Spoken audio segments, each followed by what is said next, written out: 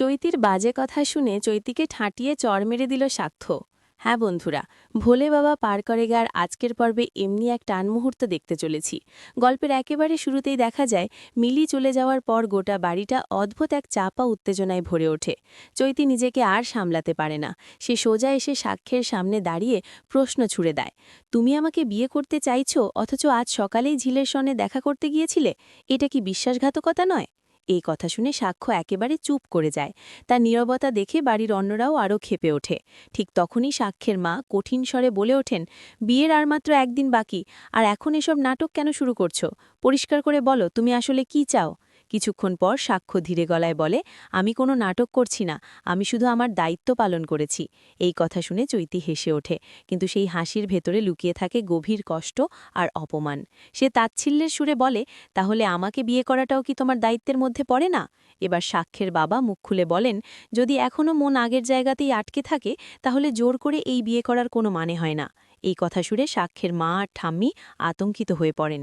এমন কথা তিনি বলবেন কেউ ভাবতেই পারেনি। অন্যদিকে দেখা যায় ঝিল নিজের ঘরে ব্যাগ গোছাচ্ছে। সে একেবারে মনস্থির করে নিয়েছে এই শহর সে ছেড়ে যাবে। কোনোভাবেই সে সাক্ষ্যের বিয়ে নিজের চোখে দেখতে পারবে না। ঠিক তখনই ঝিলের দিদি মিলি এসে তাকে বোঝায়, তুই ঠিকই করেছিস ঝিল, সাক্ষ্য তোকে কখনো স্ত্রী হিসেবে সম্মান দেয়নি। কোনো আফসোস নেই, কোনো দ্বিধাও নেই ওর মনে, তাই তো এত সহজে চৈতিকে বিয়ে করতে রাজি হয়েছে। মিলি আরও জানায়, সে নিজে সাক্ষ্যের বাড়িতে গিয়ে দেখেছে বিয়ের জোর প্রস্তুতি চলছে, আর সাক্ষ্য সেখানে নির্বিকারভাবে দাঁড়িয়ে আছে। এরপর দেখা যায় সাক্ষ্য বারবার ঝিলকে সব বোঝানোর চেষ্টা করছে। এতে ঝিলের মা রেগে গিয়ে বলে ওঠেন, আমাদের সঙ্গে আর কোনো কথা নেই, তুমি বারবার এখানে আসছো কেন?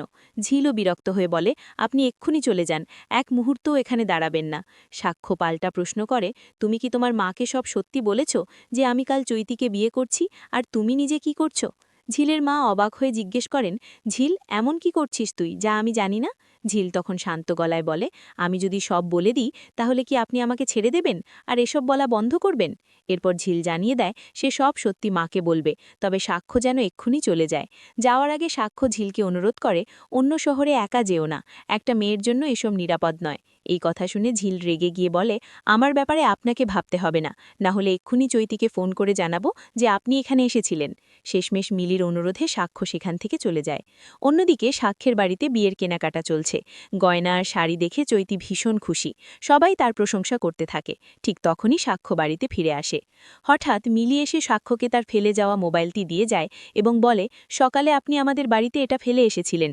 এই কথা শুনে সবাই চমকে যায়। চৈতি আর সাক্ষ্যের মা সঙ্গে সঙ্গে প্রশ্ন করে, তুমি সকালে ঝিলদের বাড়িতে কেন গিয়েছিলে? সাক্ষ্য শুধু বলে, আমার দরকার ছিল। মিলি তখন স্পষ্ট করে জানায়, সাক্ষ্য ঝিলের পাওনা টাকা দিতে গিয়েছিল, কিন্তু ঝিল অপমানের কারণে সেই টাকার চেক ছিঁড়ে ফেলে দিয়েছে। এই সব শুনে চৈতি ভেতরে ভেতরে ক্ষোভে ফুঁসতে থাকে। সে মনে মনে ঠিক করে, একবার বিয়েটা হয়ে যাক, তারপর সব হিসাব বুঝিয়ে দেব।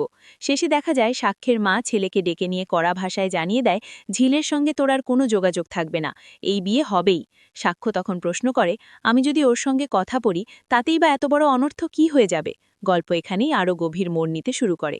ভিডিওটি ভালো লাগলে অবশ্যই চ্যানেলটি সাবস্ক্রাইব করতে ভুলবেন না। ধন্যবাদ।